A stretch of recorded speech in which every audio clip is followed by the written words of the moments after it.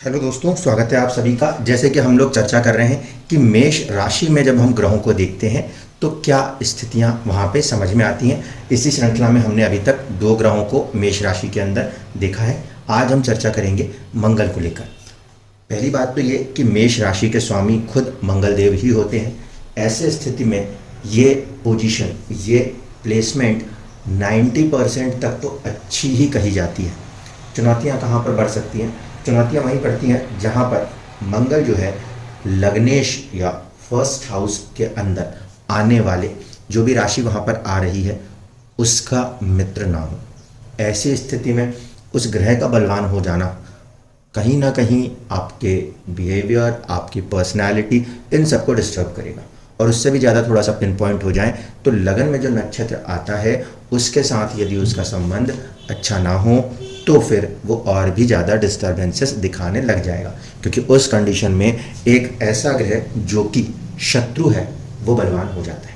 तो मंगल का अपनी राशि में बैठना, स्वराशि में बैठना अच्छा है, लेकिन कितना? तो 90% तक अच्छा बोल सकते हैं। लेकिन अगर यही मंगल आपके फर्स्ट हाउस यानी कि लग्नेश से मित्र नहीं है तो उसका बलवान होना आपके लिए घातक सिद्ध हो जाएगा। खासकर ये स्थिति बुध के लग्नों में 3 नंबर और 6 नंबर के लग्नों में देखने को मिलती है। अब ये बात आएगी कि मंगल अग्नि तत्व ग्रह है और वो भी जल्दबाज नेचर का ग्रह है। राशि जो है वो भी जल्दीबाजी की है, अग्नि तत्व की ही है। ऐसे स्थिति में यहाँ पे बैठा हुआ मंगल जीवन में व्यक्ति को साहसिक बना देता है। अत्यधिक साहसिक हो जाता है व्यक्ति जब कभी भी मंगल मेष राशि में अपनी मूल त्रिकोण राशि में आके बैठ जाए तब। जहाँ पर भी इसे 3 नक्षत्रों में से गुजरना होता है। पहला नक्षत्र केतु देव के हवाले होता है, दूसरा शुक्र के, और तीसरा जो होता है वो सूर्य के। ऐसी स्थिति में जब यहाँ पे ये मंगल बैठता है तो केतु की ऊर्जा से ऊर्जावान मंगल व्यक्ति को बहुत बारीक से बारीक तकनीकी ज्ञान देने की एक अच्छी स्थिति पैदा कर देता है। इसी की जगह यदि मंगल मेष राशि में बैठा है लेकिन उसका जो नक्षत्र है वो कहीं भरणी पर आ गया यानी कि शुक्र के नक्षत्र से जुड़ गया तो उस कंडीशन में ये मंगल आपको विलासिताओं के ऊपर बहुत अधिक खर्चे कराने वाला या उसके लिए एक प्रयत्नशील व्यक्ति बना सकता है, क्योंकि उस कंडीशन में जो मंगल है स्वराशि का होकर कहीं ना कहीं वैभव देने वाले ग्रह शुक्र के साथ जुड़ता है भरणी नक्षत्र में। और तीसरा है जब मंगल सूर्य के नक्षत्र से अपने आप को स्थापित करता है उस पर्टिकुलर कंडीशन में कहीं ना कहीं व्यक्ति जो है वो साहसिक भी होगा और एक अच्छी नेतृत्व शक्ति के साथ अपने आप को आगे बढ़ाएगा। तो पहली पॉइंट, मंगल यदि मेष राशि में बैठता है तो 3 प्रकार के रिजल्ट देगा, ये लाजमी है। अगर पहला 0 से लेकर 13 डिग्री 20 मिनट का है तो ऐसे में व्यक्ति के अंदर एक तो थोड़ा सा अलगाववाद वाला प्रभाव आएगा केतु का, या स्पिरिचुअलिटी के लिए ताकतवर हो सकता है व्यक्ति, उसको किसी भी चीज़ की टेक्निकल नॉलेज में गहन अध्ययन की इच्छा हो सकती है। दूसरा लेवल वो है जब वो 13 डिग्री 20 मिनट से आगे निकल जाए और तकरीबन 23 डिग्री या 26 डिग्री 40 मिनट के बीच में हो। उस स्थिति में वो जो ग्रह रहता है वहाँ पर वो व्यक्ति को शुक्र के प्रभाव में, विलासिता के प्रभाव में चीज़ों को करने के लिए अपनी ऊर्जाएं लगाने लगता है। और छोटा सा एक स्पैनर इसमें कि सूर्य के नक्षत्र होने पर वहाँ पे थोड़ा एंगर और एग्रेसिव होता है जब कभी भी मंगल मेष राशि में देखा जाता है तब, क्योंकि अपनी मूल त्रिकोण राशि में अग्नि तत्व में अत्यधिक साहसिक और कहीं ना कहीं अपने साहस में कुछ भी कर सकने की ताकत दिखाने लगता है। अब बात करें, अगर मंगल की मौजूदगी 0 से 3 डिग्री 20 मिनट होती है तो वो अपने ही राशि नवांश में फिर लौट आएगा। ऐसी स्थिति में वो जिस भाव का स्वामी है उस भाव को काफ़ी ज़्यादा बल प्रदान करने की शक्ति दिखाने लगता है।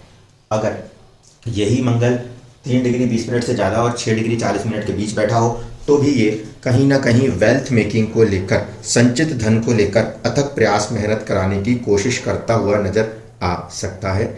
या इसका जो प्रभाव है वो अगर आपकी कुंडली मेष लगन से बन रही हो तब आपके सेकंड हाउस के ऊपर, सेविंग्स के ऊपर, फैमिली के ऊपर होने लगता है, पृथकतावादी प्रभाव बढ़ जाता है। जब मंगल 6 डिग्री 40 से ज़्यादा और 10 डिग्री के बीच में होता है ऐसी स्थिति में वो अपने आप को बुध के नवांश में ले आता है। यहाँ पर इसकी प्लेसमेंट अच्छी नहीं कही जा सकती, क्योंकि उस स्थिति में ये जो मंगल होता है वो काफ़ी ज़्यादा डिस्टर्ब हो जाता है बुध की राशि में अपने आप को असहज स्थिति में पाने के कारण। इसके बाद अगर हम देखें तीसरे नवांश के बाद 13 डिग्री 20 मिनट के लिए जाएंगे तो मंगल वहाँ चंद्रमा की राशि कर्क राशि में आ जाएगा, जिसकी वजह से वो फिर कमजोर होने लगेगा। तो जो मैंने ऊपर के प्रभाव अभी तक आपको बताए, मंगल अपनी स्वराशि में होकर जितना पराक्रमी साहसी है, लेकिन नवांश में जब वो जाएगा वो चंद्रमा की राशि में जाके इमोशनल हो जाएगा, फिर कहीं ना कहीं उसमें एक वीकनेस आनी शुरू हो जाएगी। अगर आगे देखें कि 13 डिग्री 20 मिनट से लेकर 16 डिग्री 40 मिनट का बैठा है मेष राशि का, तो इस स्थिति में वो आपके सूर्य से पंचम से संबंध करने की कोशिश करता है, पॉजिटिव रहता है, प्रशासनिक पदों की तरफ आगे बढ़ने के लिए एक मजबूत स्थिति पैदा कर दिया करता है। अगर यही चीज़ आपको 20 डिग्री के आसपास से लेकर 23 डिग्री 20 मिनट के दायरे में दिखाई देती है, तो उस स्थिति में वो आपको थोड़ा ज़्यादा परेशान करता हुआ नज़र आ सकता है। क्योंकि पहला मेष, दूसरा वृषभ, तीसरा मिथुन जहाँ पे चुनौती, फिर कर्क जहाँ पे वो नीच, कर्क के बाद जब हम देखते हैं तो हमें मिलती है सिंह जहाँ पे कि एक अच्छी स्थिति, लेकिन सिंह के बाद जब हम देखते हैं 20 डिग्री के आसपास के लिए तो वो आती है बुध की राशि और एक प्रकार से छठा घर बन जाता है। तो उस स्थिति में वो मंगल आपको लड़ाई झगड़े फसाद ऐसी चीज़ों में उलझाने की कोशिश कर सकता है यदि 16 डिग्री 20 मिनट से लेकर 20 डिग्री के बीच का बैठा है। तो अगर 20 डिग्री से आगे बढ़ जाए और 23 डिग्री 20 मिनट के आसपास आ जाए, उस स्थिति में जो उसका संबंध होगा वो सप्तम भाव से जुड़ जाएगा और फिर या तो अपने साझेदार को लेकर या फिर किसी प्रकार के व्यापार को लेकर, क्योंकि 7 नंबर की राशि व्यापार और साझेदारी दर्शाती है, इसकी तरफ व्यक्ति जीवन में आगे बढ़ने की कोशिशें अपने पराक्रम के दम पर करता हुआ नजर आ जाया करता है। अगर यही मंगल 23 डिग्री 20 मिनट को क्रॉस कर ले और 26 डिग्री 40 मिनट का हो जाए तो ऐसी स्थिति में वो अपनी ही राशि रह जाएगा नवांश के अंदर भी 8 नंबर में, वहाँ पर भी उसका रिजल्ट कुछ हद तक पॉजिटिव होगा, लेकिन इतना ध्यान रहे कि 8 नंबर की राशि 6, 8, 12 जैसे घर में नवांश के अंदर ना हो तब। इसके बाद बचता है आखिरी की 3 डिग्री 20 मिनट जो कि होती है 26 डिग्री से लेकर 30 डिग्री। यहाँ पे जो मंगल का रिश्ता है वो एक तरफ से कृतिका नक्षत्र सूर्य के साथ है और नवांश में वही स्थिति गुरु की 9 नंबर राशि के साथ होती है। इस कंडीशन को अगर हम समझें तो मंगल यदि मेष राशि में बैठ रहा है और आखिरी की डिग्रियों में बैठ रहा है तो उस स्थिति में वो कहीं ना कहीं मेष लगन वालों के लिए भाग्य से जुड़ रहा होता है। वहाँ पर आपको जीवन के अंदर कहीं ना कहीं किसी न किसी रूप में महाज्ञान, हायर लर्निंग, हायर नॉलेज या अपने बॉसेस का सपोर्ट नेचुरली मिलता हुआ दिखाई देता है। मंगल की प्लेसमेंट क्योंकि अपनी ही राशि स्वराशि में हो रही होगी मूल त्रिकोण रूप से, ऐसे स्थिति में भाव भी उन्नति करता है और भावेश भी अपने आप को एक सहज वातावरण में पाने के कारण ऊपर उठने लगता है। लेकिन जब कभी भी यहाँ पे ये फॉर्मेशन आए तो नवांश में उसके नवांश को देख लीजिएगा। अगर नवांश बुध के, चंद्रमा के ग्रहों या राशियों में आ रहा है यानी कि कर्क या फिर कन्या और मिथुन राशियों में आ रहा है तो हम कह सकते हैं कि वहाँ पर मंगल आपकी कुंडली में जिस भी भाव का स्वामी होगा उस पर्टिकुलर हाउस के साथ थोड़ी सी वीकनेस काम करेगी, क्योंकि अपने शत्रु के इलाके में जाकर वो खड़ा हो जाएगा और ऐसी स्थिति में जो उसको एक पॉजिटिव सपोर्ट हमें देना चाहिए वो अक्सर नहीं दे पाता। जब कभी भी ऐसा फॉर्मेशन आएगा तो आप समझ सकते हैं कि नवांश के अंदर जो ग्रह है उसके पास बल की कुछ कमी है, जिसके कारण एंड रिजल्ट्स में हमें हमेशा कोई ना कोई कमी देखने को मिल जाती है। तो ये था मंगल का यदि मेष राशि में प्रभाव हो तो आपको नक्षत्रों के और साथ साथ उनके नवांश के द्वारा उसके बल और उसकी स्थिति को समझना आवश्यक होता है। धन्यवाद।